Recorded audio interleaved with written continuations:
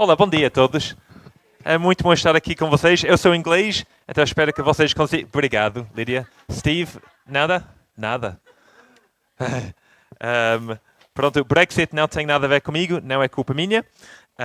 Mas é um prazer mesmo estar aqui com vocês. Eu tenho uma família numerosa, temos 4 crianças, então já estamos a ajudar a taxa de natalidade no vosso país, está bem? Estamos a fazer a nossa parte.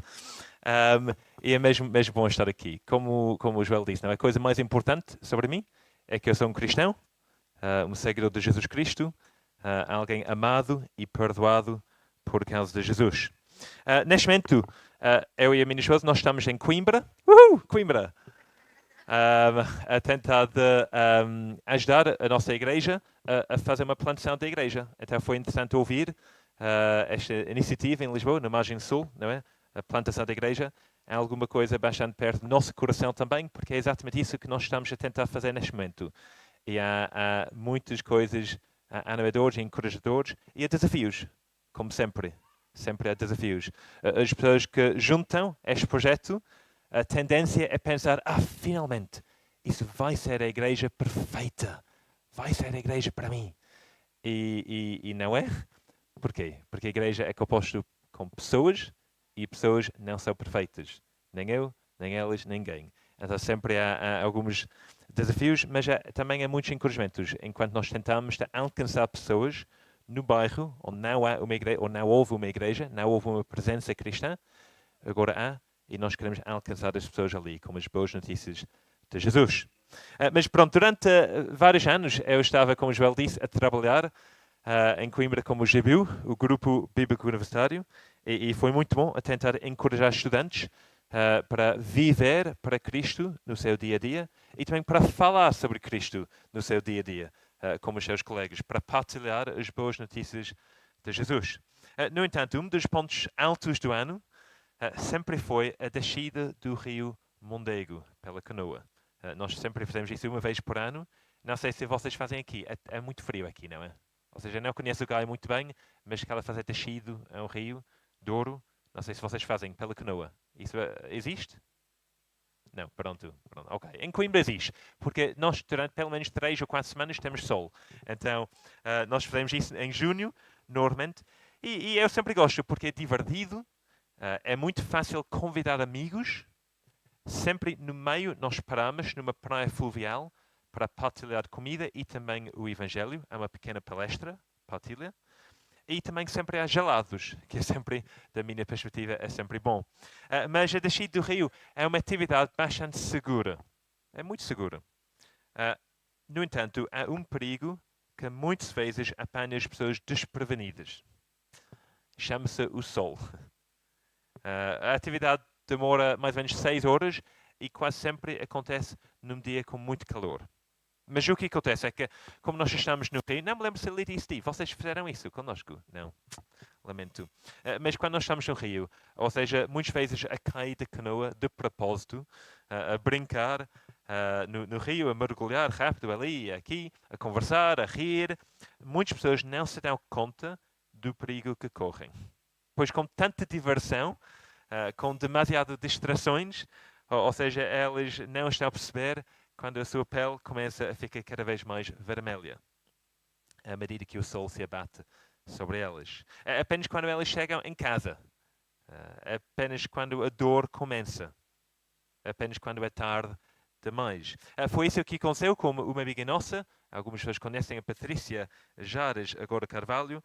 Ou seja, ela ficou muito queimado e, de facto, demorou mais do que 2 anos, sem exagerar, mais do que 2 anos para a pele recuperar. Foi mesmo mau. Aquela ideia de, não preciso usar protetor solar. Estou bem. Não. 6 horas em junho, em Coimbra, não dá. Mas esta é uma pequena ilustração de como muitas pessoas no mundo, muitas pessoas em Portugal e muitas pessoas, creio eu, em Gaia, vivem. Pois, apesar de termos vivido durante uma pandemia global, apesar de estar agora a viver como guerra na Europa, como a subida dos preços e a insegurança financeira, como as secas e a seca, como as pressões da saúde, como a crise ou as crises políticas, que vocês vão enfrentar, como a solidão e a sensação geral de vazio. Qual é o propósito da vida? Como é que nós lidamos com tudo isso? O que nós fazemos? É distração, é entretenimento, escapismo. Como se nós vivêssemos no admirável mundo novo do Aldous Huxley. Nós permitimos que as notícias, ou realidade virtual, ou TikTok, ou Twitter, não é Twitter, é X, não é X, ou futebol, ou música, atividades escolares, até férias em família, coisas que são boas em si, são boas, mas nós permitimos que elas nos distraiam da nossa reflexão sobre o verdadeiro problema que todos nós enfrentamos. Ou seja, estamos demasiado ocupados para perceber que há um perigo em que nós estamos, com consequências graves e mortais. E o perigo é pecado, do nosso pecado. O pecado é simplesmente uma atitude de rebelião contra o Deus que nos criou, o Deus que nos governa, o Deus que nos ama muito. Nós cantamos sobre este Deus hoje. Mas pecado é uma atitude de traição contra o Rei do Universo. Muitas pessoas, se calhar não estão cientes do problema que elas têm. Estão ocupados, elas estão a brincar no rio da vida, ignorando o perigo. Mas um dia, todos nós e todos os teus amigos, todos os vossos amigos, vão ver os danos causados pelo pecado. Pois um dia vai ser tarde demais. Elas vão estar e nós estaremos diante do Senhor, o Senhor que nos criou, mas o Senhor também que vai nos julgar. Então, amigos, esta manhã, ao olharmos para a Bíblia, a minha esperança e a minha oração é que todos nós, agora mais do que nunca, tenhamos os nossos olhos abertos para o perigo que está diante de nós. Ao mesmo tempo que nós podemos ver a solução que existe em Jesus Cristo.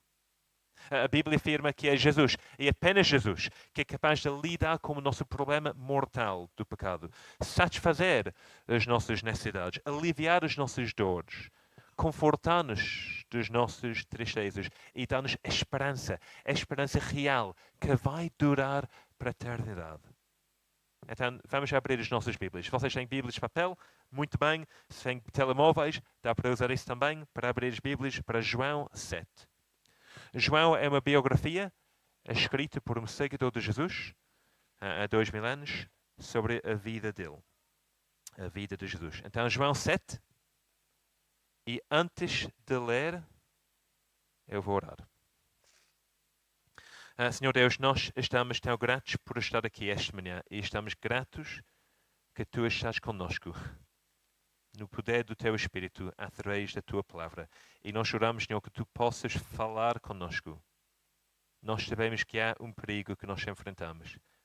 Sabemos que Jesus é a solução. Então ajude-nos agora, Senhor, para ver mais a Sua beleza na Tua Palavra, Senhor. Para que nós possamos amá-lo mais e viver para Ele no nosso dia a dia. Então esteja conosco. Nós pedimos e oramos em nome de Cristo. Amém. Então, João 7, apenas 3 versículos. Então, vamos começar 37. João 7, versículo 37. 37.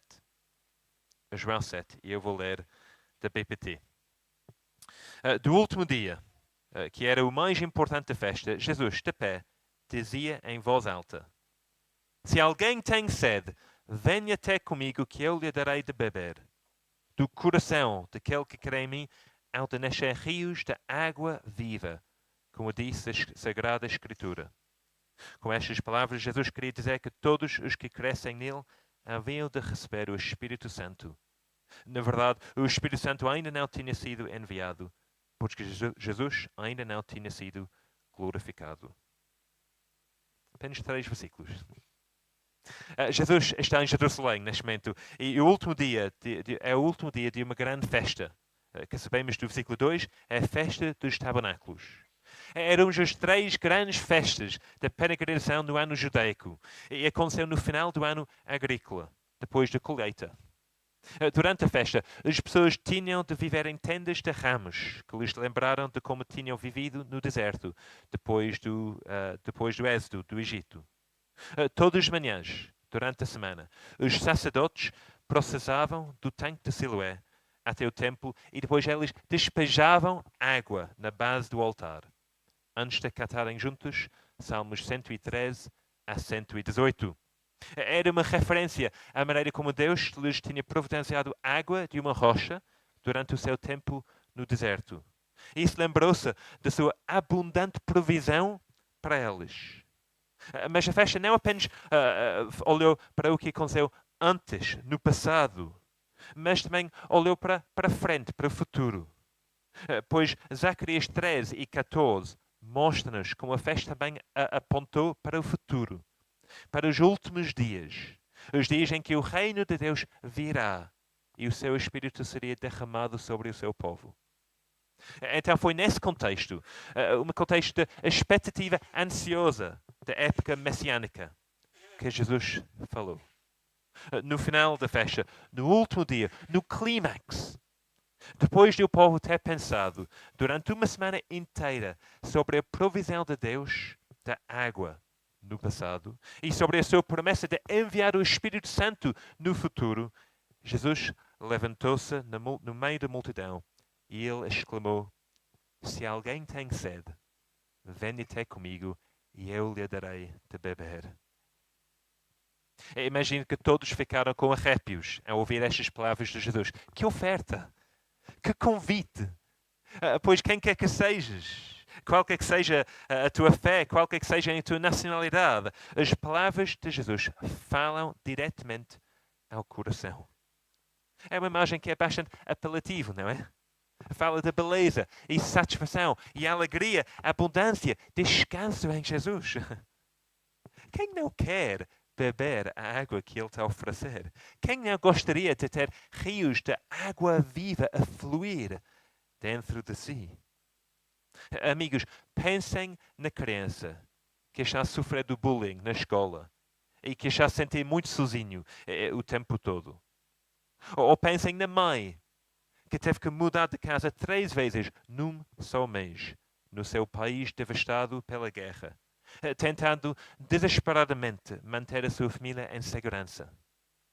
Pensem no estudante que acabou de ter um péssimo exame e está a sentir completamente inútil, sem valor, estúpido. Pensem no homem que tem trabalhado sem parar nestes dias, mas que nem sequer pagar as contas para viver. Jesus disse: se alguém tem sede, venha até comigo e eu lhe darei de beber. Do coração daquele que crê em mim, há de nascer rios de água viva, como diz a Sagrada Escritura. Esse é o tipo de coisa que todos nós ansiamos, não é? E é o que todos nós precisamos. Mas nós precisamos de perceber bem o que Jesus de facto está a oferecer. Não é apenas uma experiência tipo emocional, um tipo de paz zen, uma vida sem problemas, não é isso. O que Ele oferece é mais profundo, é melhor, é maior do que tudo isso. Então é isso que nós vamos pensar sobre agora. Então vamos pensar para quem é esta oferta, o que é e como é que nós podemos recebê-la. Então a primeira coisa, para quem é? Versículo 37 mais uma vez. No último dia, que era o mais importante da festa, Jesus de pé dizia em voz alta: se alguém tem sede, venha até comigo que eu lhe darei de beber. Por outras palavras, a oferta é para qualquer pessoa. Para os bons e para os maus. Os bonitos e graças pelos feios. Os ricos e os pobres. Os portugueses, os ingleses. Os adúlteros, os ladrões. Os viciados em pornografia. Os gananciosos. Os jovens, os idosos. Os católicos, os ateus. Os justos e os injustos. Então, amigos, eu posso dizer com confiança absoluta que a oferta de Jesus é para ti e é para mim. Não importa quem somos. Não importa o que nós fizemos. Não importa quanto da Bíblia nós conhecemos. Não importa se a nossa vida neste momento é muito complicada, com muita confusão. A oferta é para nós, para todos nós. Pois Jesus está a ser, de propósito, muito inclusivo aqui. Ou seja, ele está a falar com quem? Com judeus, não é? Na festa judaica, ele está a falar com judeus. Mas ele não diz, olha, se vocês têm sede, venham a mim e beba. Não. Ele diz, se alguém tem sede, venha ter comigo. Ele está a apontar para a natureza inclusiva do reino que ele veio para estabelecer. Um reino em que judeus e gentios estariam unidos por causa dele. Mas pronto, há mais, não é? Porque Jesus disse, se alguém tem sede, venha ter comigo. Então é um tipo de pré-requisito, não é? Uma condição. A oferta é para qualquer pessoa que tenha sede. O que isso quer dizer? Qualquer pessoa que reconhece que está perdido. Qualquer pessoa que está a sentir a convicção do seu pecado. Qualquer pessoa que sabe que não é digno, mas culpado e condenado perante o Senhor. Para qualquer pessoa que deseja, mais do que tudo, o perdão de Deus, a paz com Deus, a salvação dada por Deus. A pessoa que precisa ter propósito na sua vida, que já sentia que falta alguma coisa e que precisa uma resposta que não vem deste mundo, mas uma resposta de cima, uma resposta de Deus. É para qualquer pessoa que tem sede espiritual. Lembrem-se de Mateus 5, 6. Jesus diz, felizes os que têm fome e sede de ver cumprida a vontade de Deus, porque Deus os satisfará. No século XVIII, um pouco antes do meu nascimento, havia um homem chamado George Whitefield, que levou a sua religião muito a sério.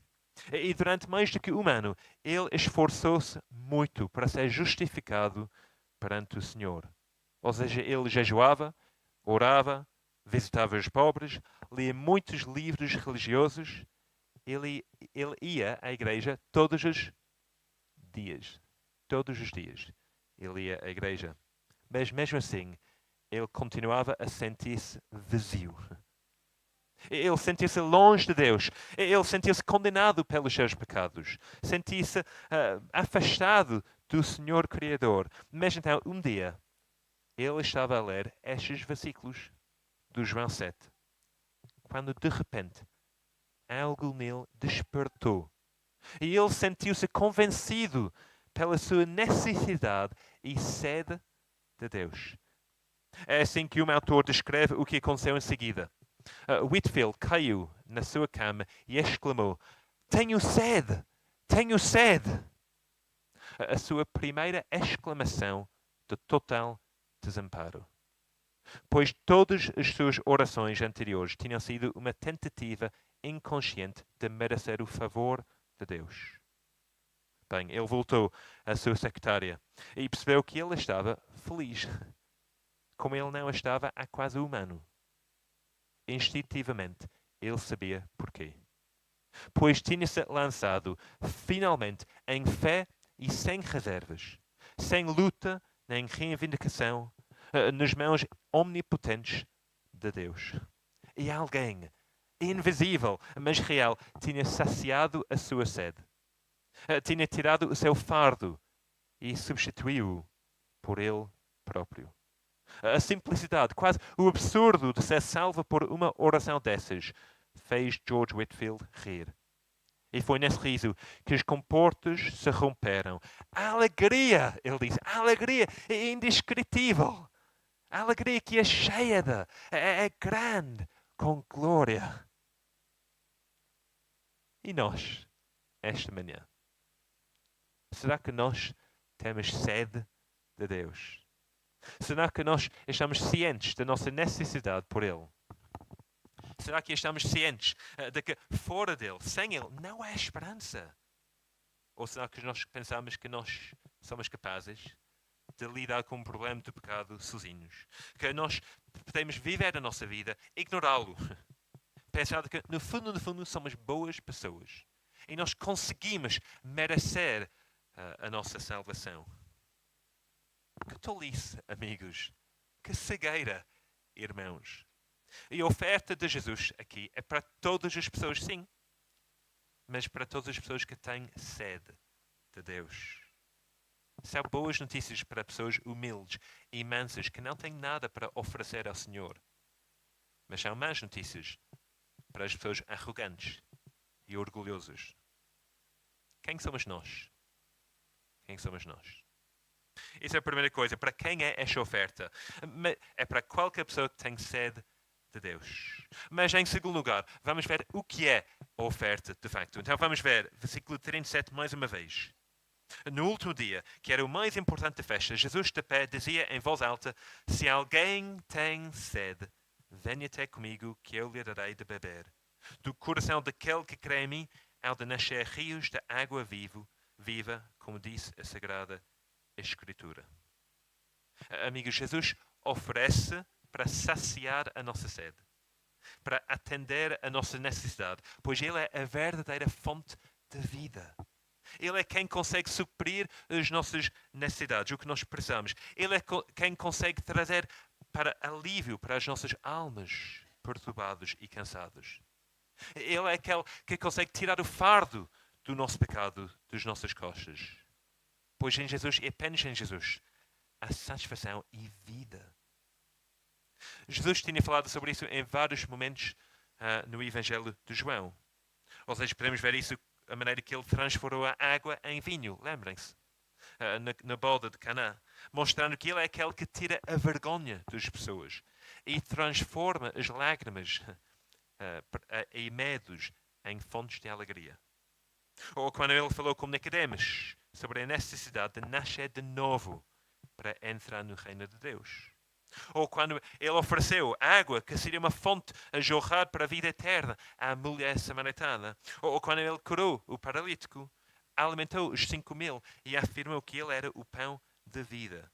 Aquele que consegue satisfazer os esfomeados e dar vida ao mundo. E agora, em João 7, mais uma vez, temos esta afirmação que nele e através dele e apenas nele há vida. Pois Ele oferece satisfazer os nossos desejos. Ele oferece satisfazer o nosso desejo de amor incondicional, segurança eterna, justiça, o nosso desejo de Deus. É isso que Jesus nos oferece a nós hoje. Será que nós estamos a ouvi-lo? Será que nós vamos ter com Ele? Eu não sei se alguém aqui conhece o filme 127 Horas. Alguém conhece o filme 127 Horas? Pois que vergonha. Não, devia conhecer. É um filme muito bom. Eu gosto muito. Conta a história verídica de Aaron Ralston, um americano, que decidiu de fazer um dia de canyoning sozinho no Parque Nacional do Grand Canyon em Utah. Entretanto, enquanto ele estava a passar por uma passagem estreita, onde havia pedras suspensas, encravadas entre as paredes de rocha, uma pedra solta foi abalada, a fazer com que Ralston caiu para o fundo do canyon, onde ele ficou preso por causa de uma pedra enorme que tinha caído também, e agora prendeu o seu braço contra a parede. Então ele estava no fundo deste canyon, desta caverna, com uma grande pedra a prender o seu braço contra a parede. Então ele não podia mexer, não podia fazer nada. E, inicialmente, obviamente, ele gritou, não é? Ajuda-me, ajuda-me. Mas ninguém estava ali. Ele estava sozinho, no meio de nada. E também ele não tinha o seu telemóvel com ele. Que tolice. O filme é bastante angustiante, pois vemos que como ele tentou todo o possível para se libertar, mas nada funcionou. Então, depois de, vocês sabem quantas horas, não é? Depois de 127 horas, mais do que 5 dias, ele estava lá sem água para beber, ele já esgotou a água, ele ficou cheio de sede, cheio de fome, cansado, exausto, sozinho, sem esperança. Então, ele finalmente recorreu a um ato desesperado. E quando nós estamos a ver o filme, nós sabemos o que ele vai fazer, porque é uma história verídica. E eu li a história nas notícias quando aconteceu.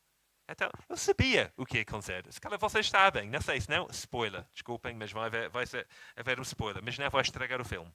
Porque ele reuniu a vontade de aplicar a força necessária para quebrar o seu antebraço e depois cortar o braço completamente dele. para se libertar. Ele fez isso. Ele saiu, conseguiu sair do canyon, exausto, ferido, com um braço a menos, literalmente, o braço ficou e à beira da morte. Quando de repente ele está a sair, ele está completamente quase a morrer, e ele vê uma poça de água suja, nojenta, estagnada, infestada. E o que é que ele faz? Ele corre para ela e ele bebe. Amigos, isso é uma imagem do que todos nós fazemos. Todos nós temos sede, muito sede. Estamos à beira da morte. Nós precisamos de beber alguma coisa para viver. Precisamos para saciar a nossa sede. No entanto, muitas vezes, nós vamos correr para o que está ao nosso redor, o que está mais perto, o que está mais fácil para saciar essa sede. Pode ser a poça suja de sucesso financeiro, o tanque estagnado de respeitabilidade, o lago entorpecido de entretenimento, a cisterna morte de religiosidade, ou o mundo poluído de pornografia online. Enquanto nós bebemos dessa poça suja e infestada, enganamos-nos a pensar que isso está a dar-nos vida, que isso está a fazer-nos felizes. Nós precisamos de acordar. Jesus não nos oferece água suja para saciar a nossa sede quando nós achamos à beira da morte. Ele não nos oferece uma poça poluída ou um lago morto. Ele oferece-nos rios. Repararam nisso? Rios. Não da água suja, mas da água pura. De água viva. De água que vai nos satisfazer. Então, deixem-me perguntar-vos. Será que tu já experimentaste isso? Será que já experimentaste o que Jesus está a oferecer aqui? O perdão de Deus. A paz de Deus. A alegria de Deus. A satisfação em Deus. Pois a triste realidade é que, com demasiada frequência, nós continuamos a beber dos poços sujos que nos rodeiam, em vez dos rios da água viva, da água pura. Porque nós acreditamos na mentira que é sussurrada ao ouvido pelo diabo e que é proclamada na televisão, nas redes sociais, pela nossa cultura, que nos diz que Jesus não basta.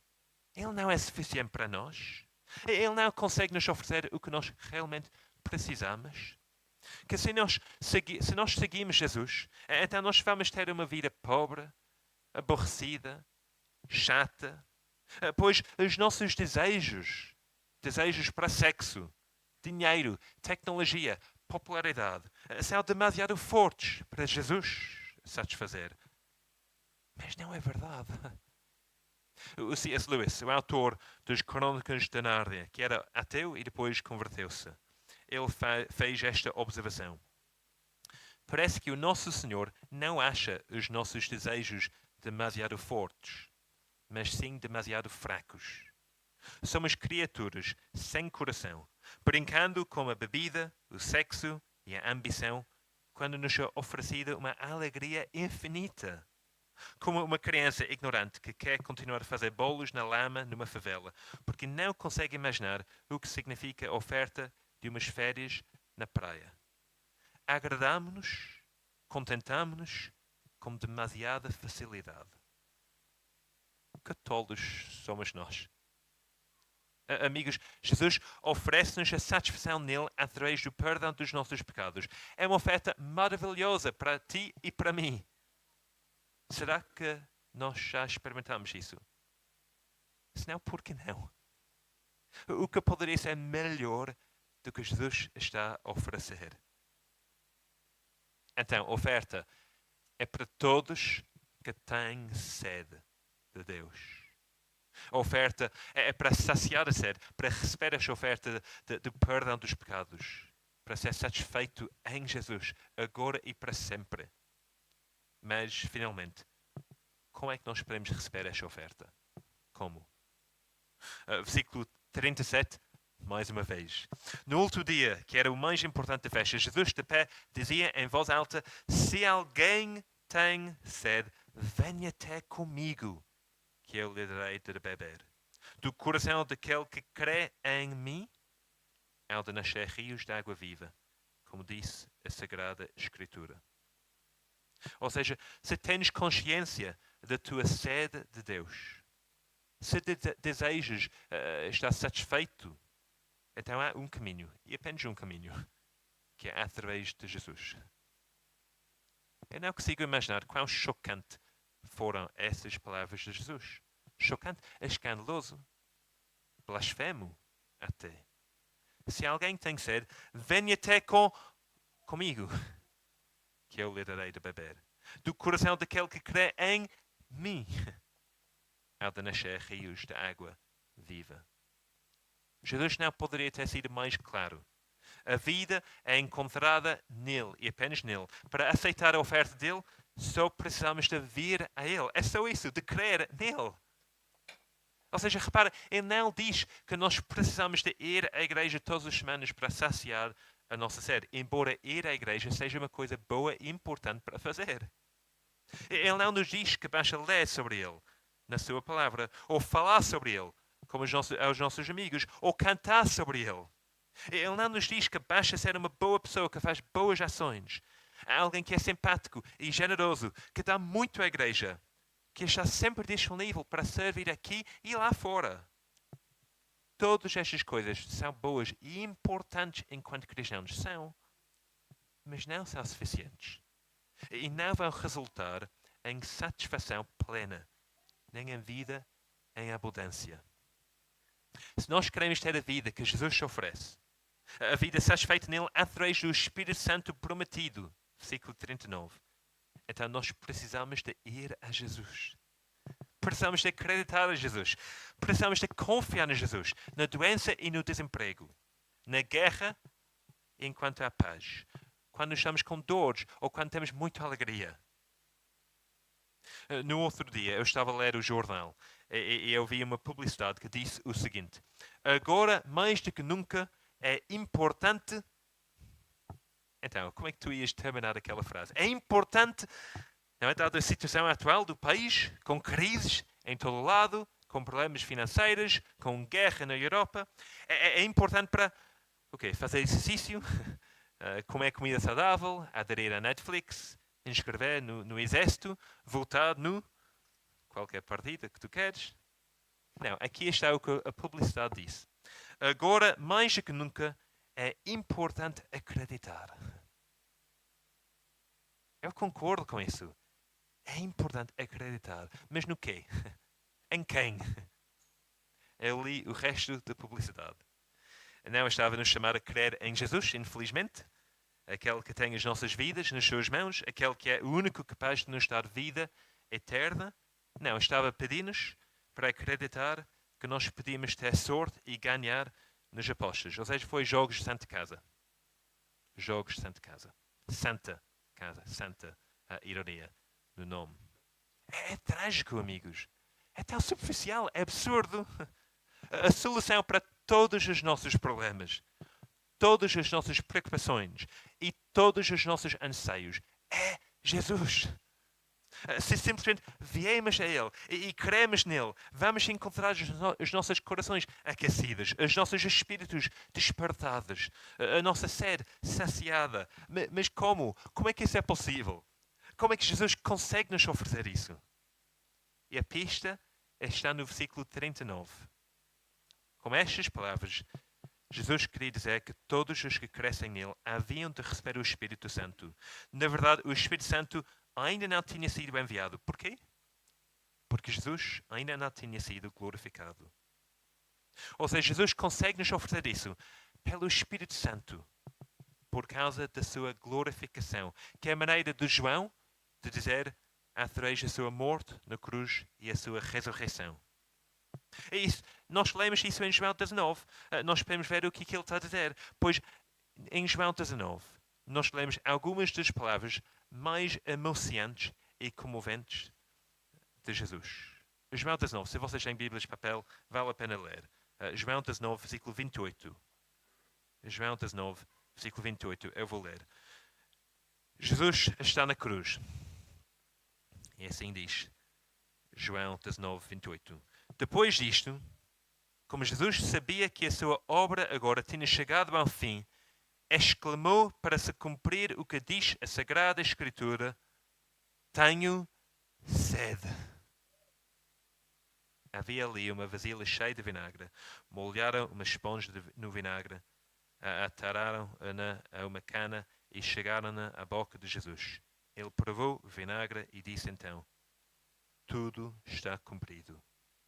Depois inclinou a cabeça e morreu. Amigos, nós devemos sentir alguma coisa ao ler estas palavras de Jesus. Jesus, o Filho de Deus, o perfeito, o santo, aquele que ofereceu água à mulher samaritana, água que se tornaria uma fonte de água que jorra para a vida eterna, aquele que oferece rios de água viva para quem crê nele. Este Jesus, enquanto ele pendia numa cruz, castigado por coisas que ele não fez, ele disse: tenho sede.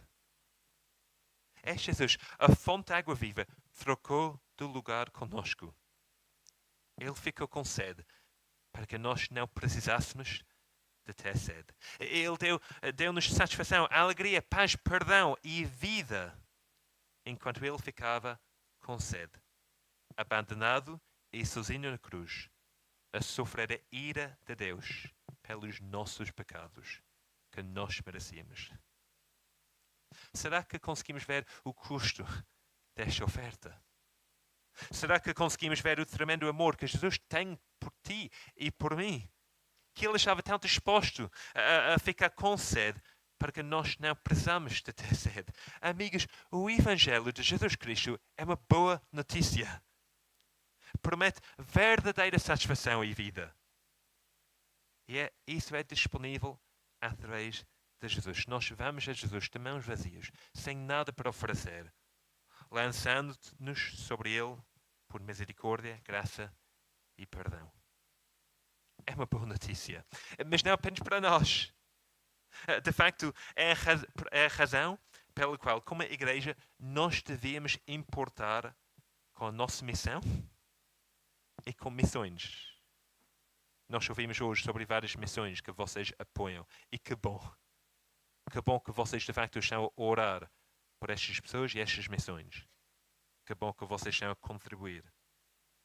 Porque depois de experimentar a água viva que Jesus oferece, nós devíamos desejar que ela flua também para outros. Ou seja, versículo 38, do coração daquele que crê em mim, há de nascer rios de água viva, como disse a Sagrada Escritura. Ou seja, a satisfação e a vida que Jesus oferece não é apenas para nós, mas é algo que devia fluir do nosso interior para fora, através das nossas palavras e ações. É algo que é suposto ser evangelístico. É algo que devia ser visto na prática, para que todo mundo possa saber que Jesus Cristo é o Senhor e que nele e através dele há vida e alegria e esperança e paz, não pelas nossas obras, mas sim pela sua graça.